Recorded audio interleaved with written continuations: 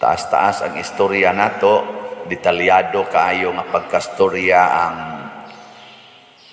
lain na sang milagro ni Hesus, ang pag-ayo sa giyawaan. Kanang imong tupad wa ka na iyawa basig mukagot ng baba na. Nya unsa man tong yawaa ang nisulod sa bata, bungol ug amang. Pero mahibong ta ba gimanduan ni Hesus nga mogawas, ning gawas man sad nakadungog di ay. So hastang yawa naayo, nahiled sang yawa kay di man to siya kadungog. Mao bitaw ang iyang mga tinun-an siya, ngano wa man mi kapagawas ato? Ang angog imong sultihan, di man to siya kadungog. Nya amang pagyud, di pagyud kasulti, mo to yaro tong pakirig-kirigon ang bata. Pero basig ni gamit siguro si Kristo og sign language, no? Sign language ting ito. Nganong nakasud man sa dunggan sa bungol nga yawa. Kay kanira basang yawa ano, kusog kayo magpabungol-bungol. Di ba? Hay may lisod sultihan, kanang tinuod nga bungol o kanang nagpabungol-bungol?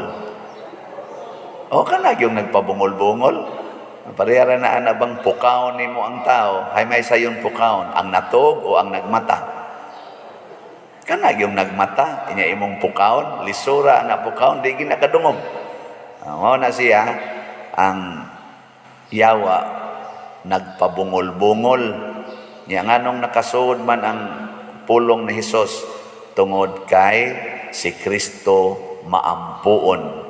Gikan ko to sila sa bukid, nagampo to sila dito katong nag-transfiguration ba.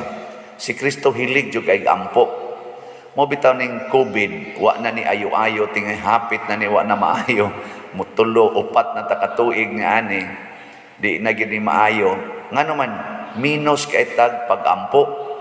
Nya, ug kun ang yawa nga nagdaan ni bungol ug amang, di kasod. Ingon ana ang power sa prayer. Ang pag-ampo mo penetrate sa kasing-kasing. Mo nang nindot sa bitaw na kanang pulo nga. Ang imong bana ba? Di magina kasabot hastang mangginikanan mo ingon na. Surrender na mi. Pwerte na namong tambag anang panuwayng dako Di mangyud kasabot. Nya unsay tubag sa kasagaran? Iampo na. Iampo. Si Santa Monica, si Agustin, din agi sad to mosabot.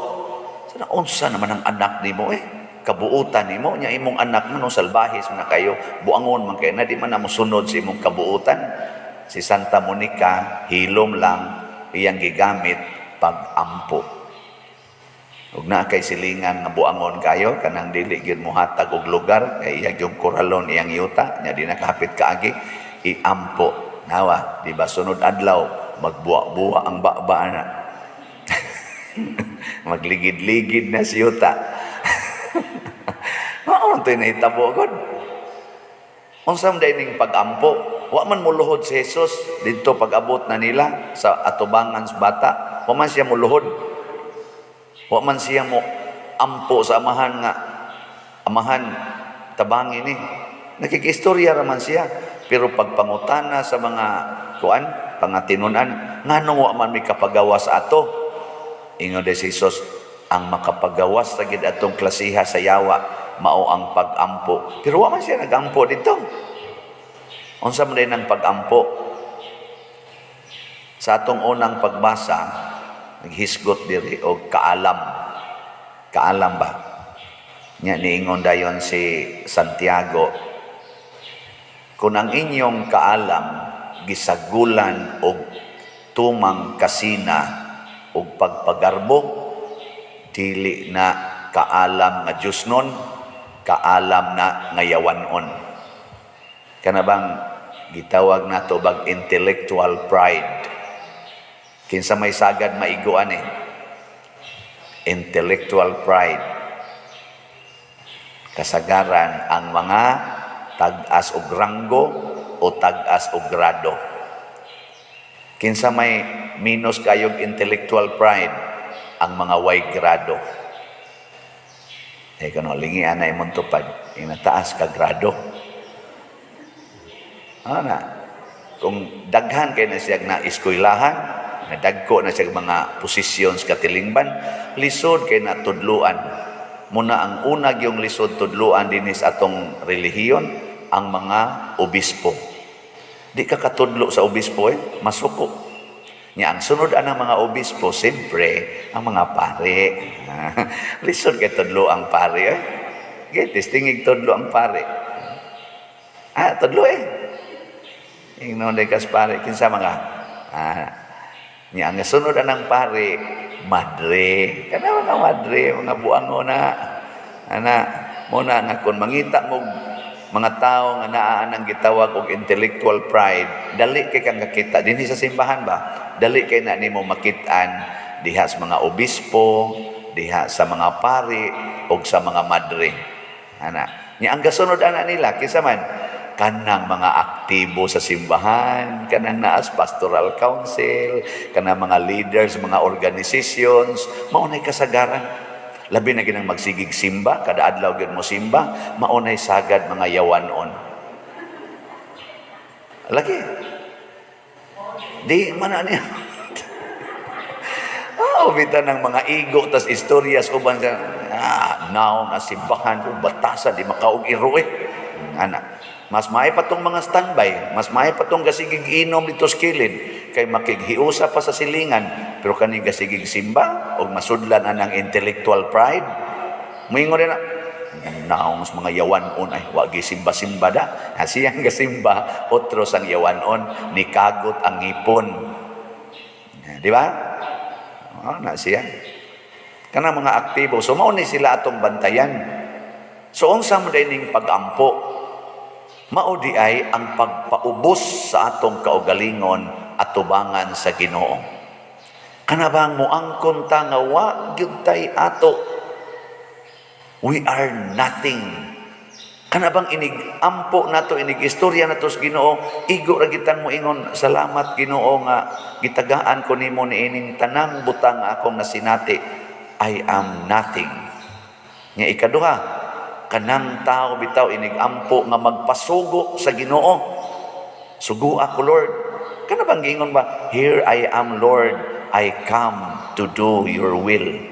Muna'y batasan ni Jesus, batasan ni Maria, batasan sa mga santos o mga propeta sa Dios. Kita lahi man ta, iniganhin na itong simbahan, Ginoo tagaay ko ani, Ginoo usbain taon ni, Ginoo ihatag ni niya, Ginoo maka-abroad unta ko, Ginoo maminyo unta ko, Ginoo makaanak unta ko. Perti na itong diktar. Unya inig panganak na, ang kono dayon, ako ning anak, ako ning anak. Din agyon mananghid sa Ginoo, inig kusi, inig hapak, inig kulata. Kay ako ning anak, bisag patyon pa ninako, ako'y nagpakaon ani. Na, kay biyan nimong iugbo. No na ang amahan, niabot gyud ang amahan sa point nga niangkon, Lord, na ako'y pagtuo, pero dili paigo, kaluy iintaon ako. Purti niyang atiman siyang anak, pero niabot gid siya sa point na di gid niya kaya. Muna sayop gyud na kanang magsigigan ni simbahan, unya moingon dayon, sus pader, unsaon na lang. Ayaw mo paggamit anang pills, kanang kondom, ayaw mo palay gid, sus pader, di mo ta, pader. Kamay kay mag-itikam pader, unsaon magdi na to gamitan, pader, ang bana na ko pader, di mabadlong Mura ko nog iring Mura ko nog iring magsigpanghabkap. Kana bitang iring ana slawom sa lamisa nga inigkaon ni mong sigkabkap. Kada adlaw kuno magkabkap unsaon man kuno ana pagkontrol nga gamito na kuno kanang unsay tawag ana kanang natural nga naa man na kuno'y period nga way hikapay. Nya ang iyang bana kuno labi na jud kuno makainom, sus di jud kuno pabalibad. Unya unsaon man kuno ana nga ang ila kunong anak di man nila mabuhi kay pobre man.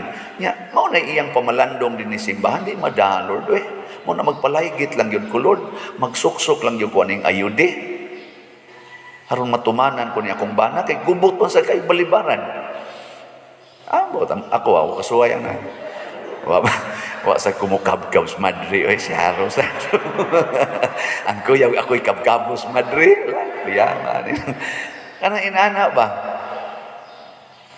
Nya, sakto na, dili.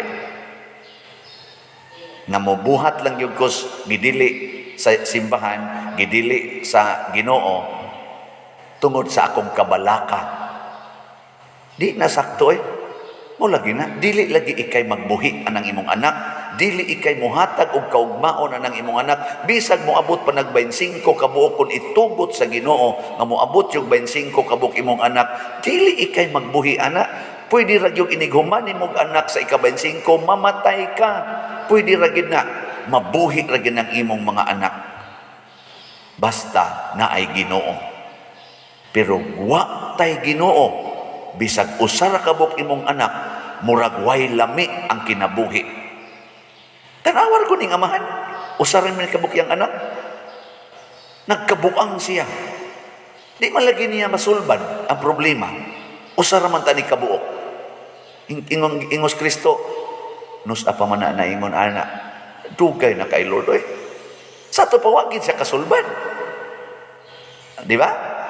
Pero si Kristo kausa ra gisulbad pagduol niya sa Ginoo, pag-surrender niya sa Ginoo, sulbada yung problema.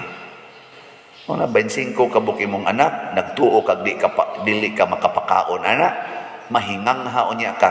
Kung muduol lang kas Ginoo, mo surrender kas Ginoo, total wa man mo magdanghag.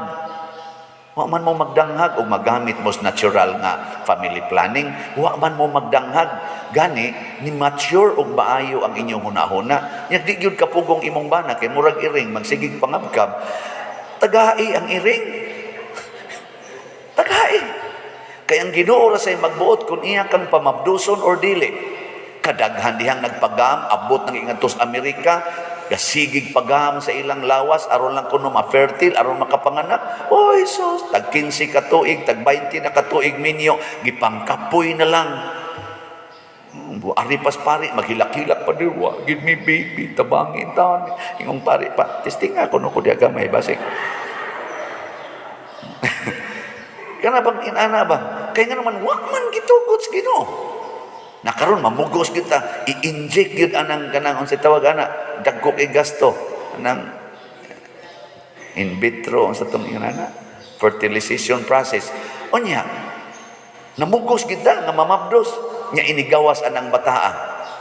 Uy, sus, nakras mas bisikleta, nabalik mang kamot, nabalik pag yung liog, hala, forever naka-wheelchair, makasulbad ka na.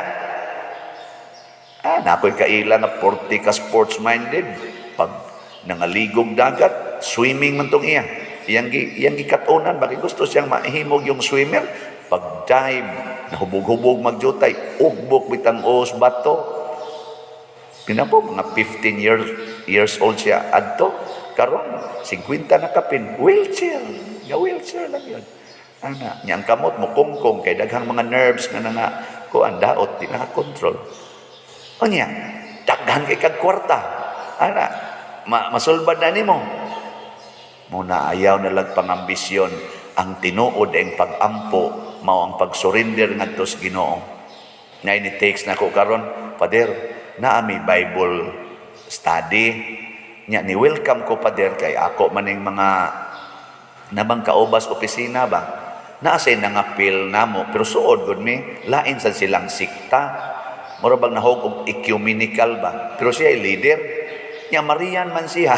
Devoted man kaysa sa Our Lady of Fatima. Palit ka na siyang slot. Yan siya. Pero di ko mubutang og image ni Mama Mary. Pader kay malain o niya itong ubang sikta.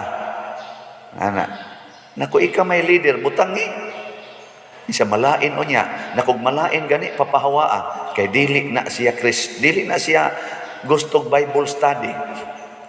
Kaya sa may gitudlo sa Bible, ang pagsigig sinawayay, mao na ang gitawag og intellectual pride. Kani bitarong kagubot nga magsigig taglalis, sukad pas una siglalis ani mga larawan, sawayon gyud ta nganong maggamit tag mga larawan, kanang mga laing sikta nya may kuno ka islas Bible nya, masuko gyud sila mo gamit tag larawan, intellectual pride na siya. Ano man?